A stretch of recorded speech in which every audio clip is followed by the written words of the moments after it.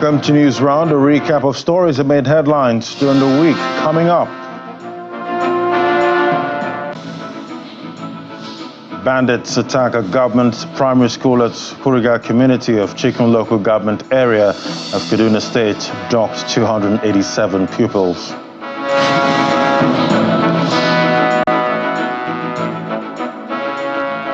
And the African Development Bank President, Dr. Akinwumi Adesina, bags the 2023 Obafemi Awolowo Prize for Leadership Award.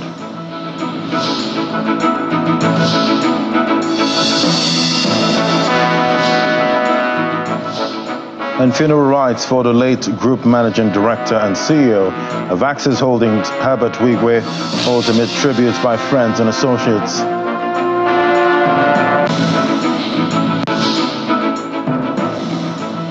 Plus, Sweden officially joins NATO, becoming the 32nd member of the North Atlantic Treaty Organization.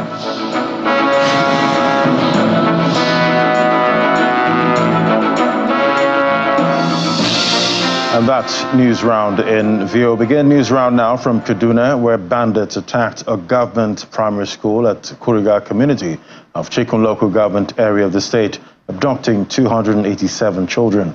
Governor Sani of Kaduna State, who visited the community later in the day, assured the residents of a safe and timely return of the kidnapped children, stating that security agencies are working around the clock to ensure their release. Kuriga, a sleepy community in Chikun local government area, is about 2.5 kilometer journey from the Kaduna State capital. The community shares boundary with Birnin Gwari local government, one of the hotbeds of banditry in Kaduna State. The community came under heavy attack on Thursday morning by bandits who invaded the government secondary school and Lear Primary School, both located within the same premises. Following the attack, Governor Sani abandoned his official engagements for the day to visit the community. The governor arrived Kuriga almost at nightfall and heads straight to the palace of the village head, Lawal Abdullahi.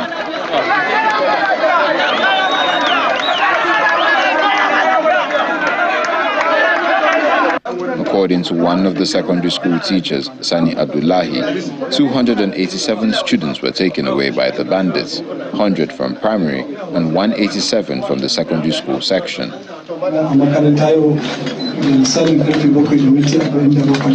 Bayan na shiga office na yi signing da shi acting principal, so sai yake ce mai duba bayan da yara na uku. Daga lokacin da muka fito sai muka ga bandits ne gaba ɗaya sun yi occupying gaba ɗaya makarantar su yi marketing everywhere. So muka fara tunanin ina za mu yi, sai suka ce mana mu yi daji.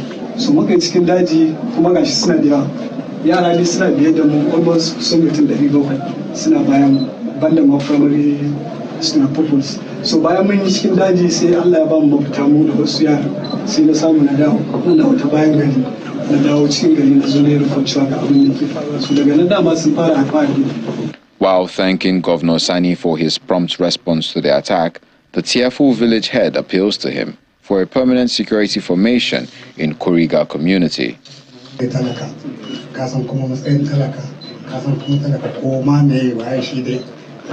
While condoling with the people and families of the kidnapped children, Governor Sani assures them that he is working with the security agencies to ensure the safe and immediate return of the children.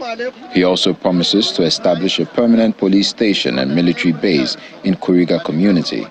We are doing our best. I'm going to work with the community leaders. I want to work with the traditional leaders here, as well as the youth, to ensure that every child return back home by the grace of God. I discussed with the National Security Advisor. He has assured me they are also working, and I've also spoke with the GOC Women Mechanized Division. He has also assured me they are also trying. Here we are with the Commissioner of Police and the Director of SSS, and all of them are working closely with the government under my leadership. No child will be left behind. All of them will come back home by the grace of God, inshallah. Already, a manhunt of the bandits has commenced with troops deployed to Kuriga and other surrounding areas with a view to rescuing the kidnapped children. And staying with security matters, the Senate have resolved that the leadership of the National Assembly will meet President Bola Tinubu over the security challenges in the country. This follows a motion of urgent importance raised by the Senator Emmanuel Dende on the killing of over 50 people in the fresh attacks in no less than 5 communities in Kwande, Ukum, Logo and Katsina Ala local government areas of Benue State. The lawmakers also urged the service chiefs and heads of other security agencies to, among other things, urgently deploy security personnel to address the attacks in the communities. The first reading taken. For these senators on the second day of plenary for the week, the worsening food crisis is not the only challenge, desirous of urgent intervention, but the unabating insecurity. The Senate aware. In a motion of urgent importance, the killing of over 50 persons in at least 5 communities in Benue State is brought before the House. The situation and development has inflicted untold hardship on women, children, and elderly who are trekking long distances in search of safe haven. Humongous amount of money has been allocated. We have not done our constitutional oversight responsibility to ensure that that money is judiciously utilized. You get the same answer. Nothing being done. Why do we have to continue to do the same thing? It's a question for the Senate. We should insist on getting improvements, and of course, constitutional review is coming. I don't know what we can do better, but the security architecture in Nigeria today has failed woefully. And we have said this many times, even in the previous assemblies, that this thing is not working. What we concluded now is most important, to get a team from the Senate and the House of Rep to get audience with the President in the presence of the service chiefs so that we take a decision that will yield result. Many proffered solutions before the lawmakers adopted some resolutions to prevent further attacks. Those who are in support of this say aye, those against say nay. The ayes are. The bill for an act to amend the National Assembly Library Trust Fund to alter the name to National Assembly Library and Resource Center scaled third reading after an exhaustive consideration. Change the name to National Assembly Library and Resource Center, streamline the functions of the Governing Council and the Office of the Director General to set up the National Assembly Museum and for Related Matters 2024. Third reading taken.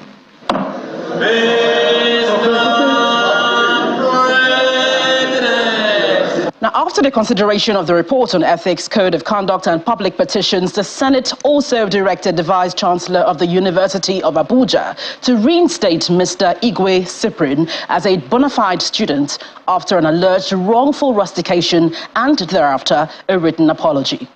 Gloria Umezuke, Channels Television News. And the President, Africa Development Bank, Dr. Akinwumi Adesina, has been awarded the 2023 Obafemi Awolowo Prize for Leadership Award. The former Minister of Agriculture from 2011 to 2015 won the coveted prize on Wednesday at the 2024 Obafemi Awolowo Prize for Leadership Award held at the Lagos Continental Hotel, Victoria Island, Lagos. The award ceremony. It's a lineup of who is who in Nigeria. Nigeria's president is represented by the Vice President Kashim Shettima. Also in attendance are presidents of other African countries, former Nigeria's presidents, royal fathers, captains of industry, governors, and other political leaders. Today, we are celebrating a son of Africa. Elder statesmen and leaders of other countries describe Dr. Adesina as a brilliant man who is not just representing Nigeria, but also protecting the interest of the continent. His academic and professional credentials are truly intimidating. Little wonder he easily stands tall on national and global platforms.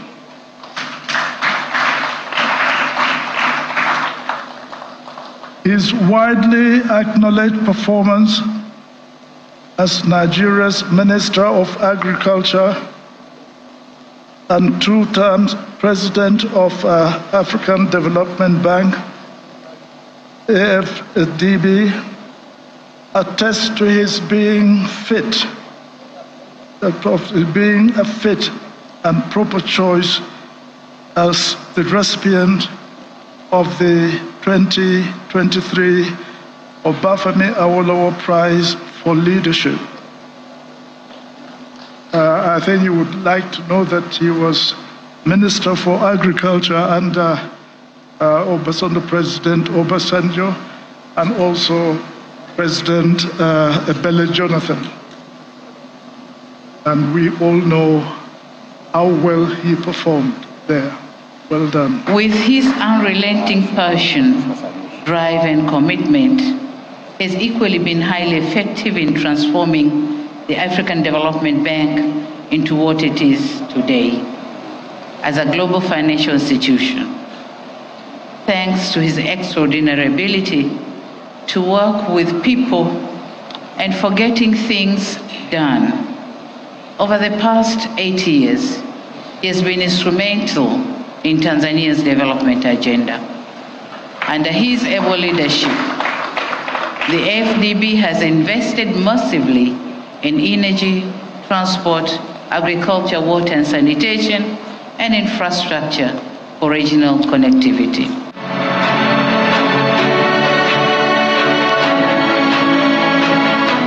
Chairman of Channels Media Group, Dr. John Momo, takes the citation. This man, my friend and brother, Dr. Additional, his journey is a beacon of inspiration, urging all of us to strive for greatness, lead with purpose, and leave a lasting legacy in our respective fields. All thanks to God, all thanks to his very graceful Yemisi, even though he's a very romantic man. Thank you very much, Dr. Additional. Congratulations.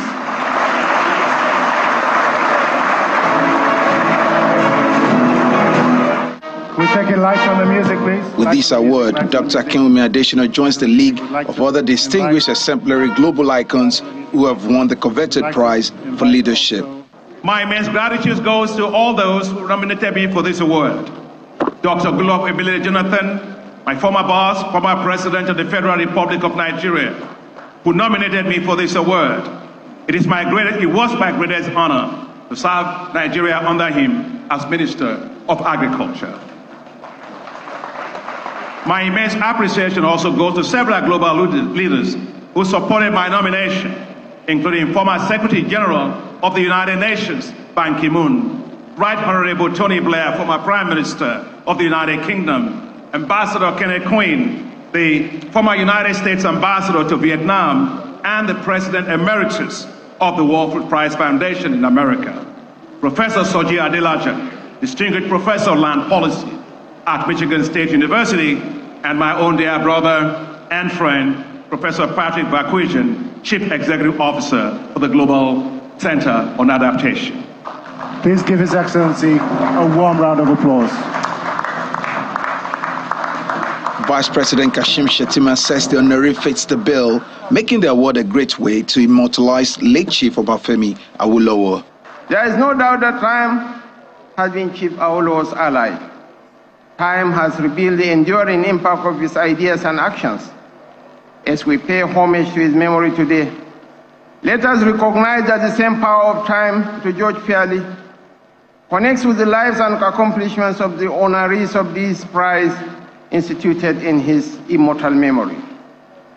Today we are here to celebrate a maverick changemaker who has not only flown our flag all over the world, but has dazzled the world with the nobility of his thoughts, indispensability of his ideas, and dynamism of his actions. Today, we gather to honor a man who has carved his path in one of the most challenging offices to lead, Dr. Akinwumi Ayodeji Adesina. The award, which promotes the legacy and democratic ideals of the late Nigerian nationalist Chief Obafemi Awolowo, also recognizes and celebrates excellence in leadership. Dari Idowu, Channels Television News. Thank you for staying with us. Well, a bill to amend the Nigerian Maritime Administration and Safety Agency Act has scaled second reading in the Senate.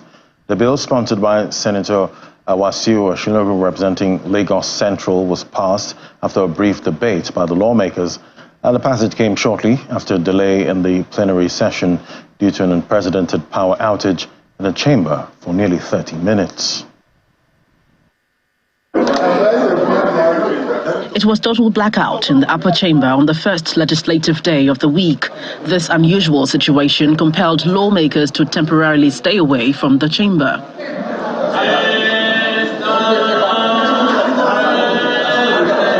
After nearly half an hour, the president of the Senate, Senator Godswill Akpabio, arrived at the chamber apologizing for the delay in commencement. They've assured us that before 1 o'clock, the lights will be okay. If it gets too hot, then we may have to adjourn for a while to allow them to conclude. But I think they are working on it. So I apologize for any inconvenience.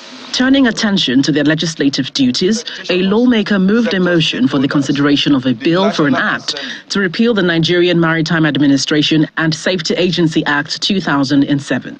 The Nigerian Maritime Administration and Safety Agency Act of 2007 has been in operation since 2007.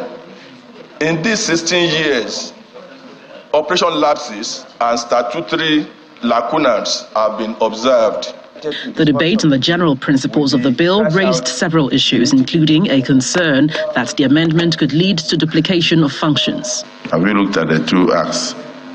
The functions of the Navy vis-a-vis the functions of the Nigerian Port Authority? In fact, there is no overlapping functions between the two. While the territorial integrity of Nigeria will be secured, all these functions, they are not new to NIMASA. That is why NIMASA is called Nigerian Maritime Safety and Security Agency. Lawmakers also debated a bill for an act to amend the National Assembly Library Trust Fund Act 2022 to alter the name to National Assembly Library and Resource Center. The National Institute of Legislative and Democratic Studies that we have needs, and this particular Library and Resource Center, two agencies that we have within the National Assembly doing functions that are complementary to each other. We need to also look for efficiency.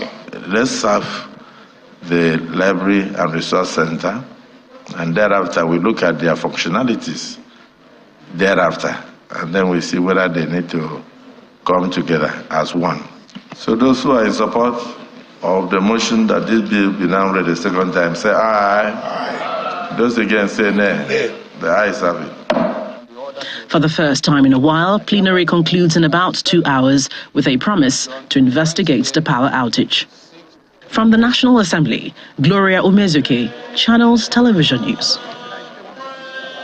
And on a sad note, friends and associates pay tribute to a great professional, Dr. Herbert Wigwe, Group CEO of Access Holdings, who died in a helicopter crash in the United States with his wife, Chizoba, son Chizi, and former chairman of a Nigerian exchange group, Abibola Gubajo, and 2 pilots.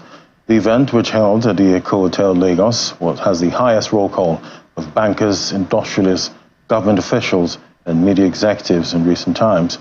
Many who spoke described Herbert Wigwe as a phenomenal banker and an excellent leader.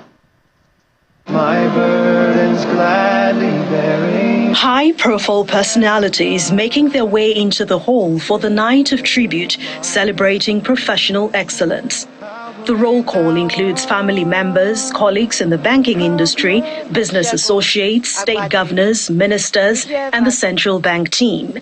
And to proceed the tribute, a choral performance by the 200th City Choir.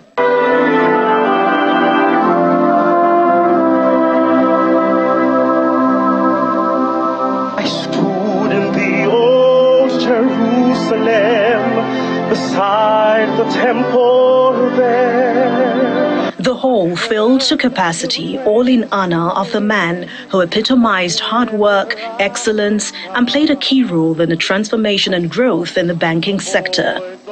His leadership attributes was evident in the establishment of Access Bank. I met Herbert November 1991. We were both in the corporate bank. Very quickly, Herbert earned our respect. Herbert was one of the cleverest people in Guarantee Trust Bank. He was a credit analyst. But that's not what got him his respect, because we were all good analysts. But Herbert had what we all didn't have. He had the power to chase accounts, network, and deliver things that we all couldn't. It suffices to state that Herbie D was confident and bold. Herbie D was never invited to face Uncle T at the dreaded CAC meetings where delinquent loans were discussed, all because he was diligent in lending and self-driven to collect whatever he loaned. One significant contribution of Herbert is GT Bank was a modest new generation bank. To attempt to onboard a multinational oil-producing company was audacious. Herbie D got to work.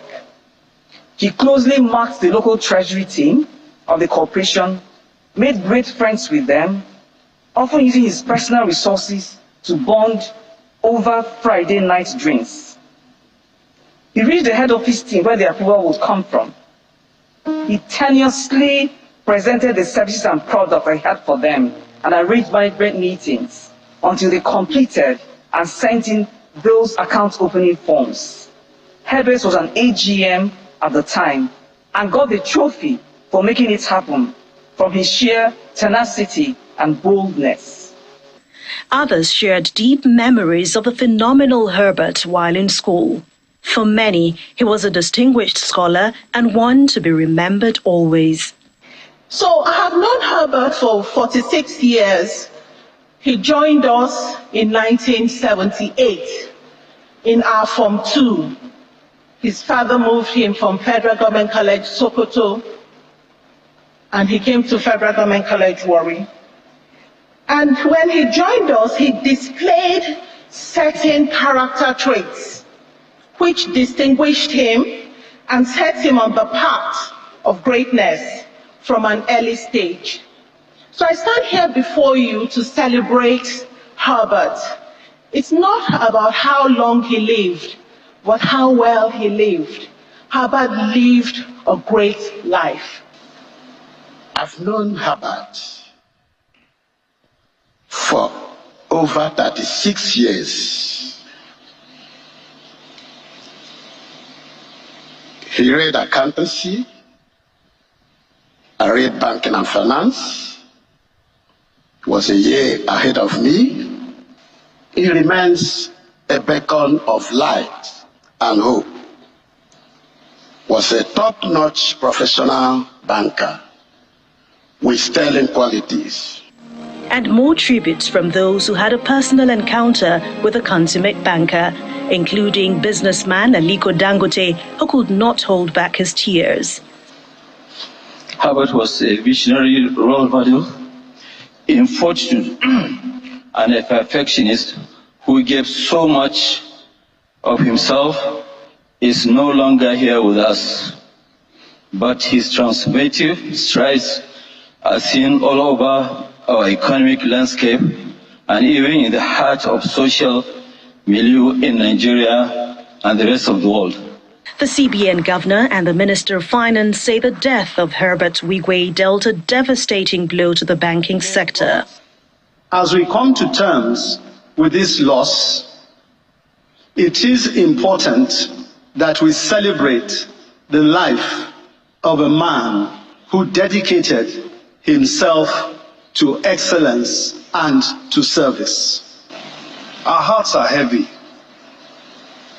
and we just have to try to encourage ourselves with the wonderful life and legacy he has. Herbert Wigwe was my friend.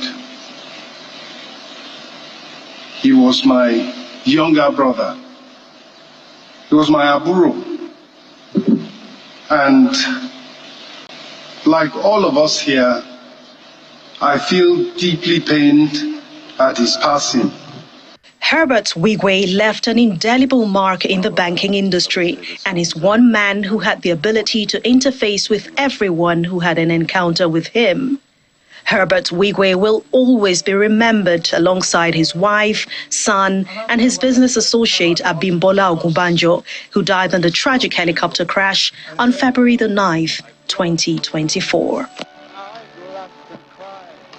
And congratulations are in order for Sweden, as it has officially become the 32nd member of the North Atlantic Treaty Organization, NATO, after it completed its accession process in Washington.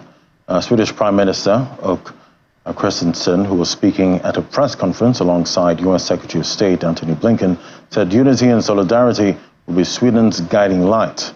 The handover of documents took place at a ceremony 2 years after Sweden applied to join the military alliance following Russia's full-scale invasion of Ukraine. Things come to those who wait. No better example. But with receipt of this instrument of accession, let me be the very first to welcome Sweden as a party to the Washington Treaty and the 32nd member of the North Atlantic Treaty Organization. This has been a little bit of a road, but I think we've known from day one that we would be here today, and now we are. This is a historic moment for Sweden. It's historic for our alliance. It's historic for the transatlantic relationship. Our NATO alliance, our defensive alliance, is now stronger and larger than it's ever been.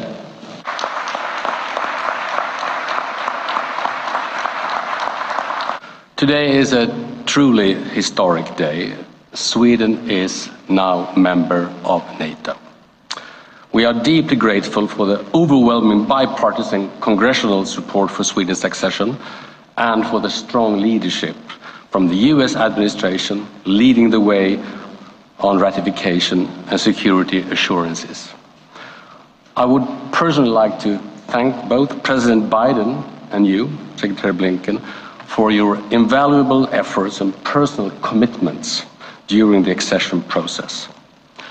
I would also like to thank all NATO allies who have supported our accession and welcoming Sweden as a 32nd member of the alliance. We are humble, but we are also proud. We will live up to high expectations from all NATO allies. United we stand.